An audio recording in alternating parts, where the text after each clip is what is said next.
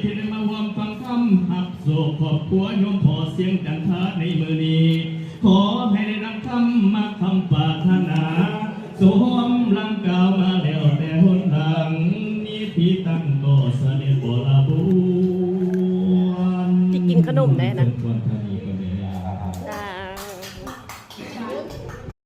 ทั้งหลายก็จงตูกล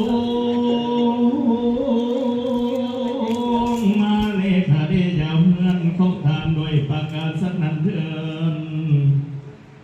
กุจิอุปัฏฐโวอันว่าอุปัฏฐวาเหตุให้อนตายอันใดอันหนึ่งก็ดีขอ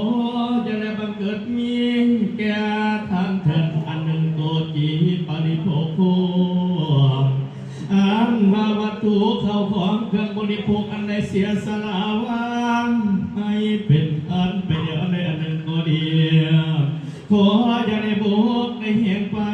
แก่ท่านเถิด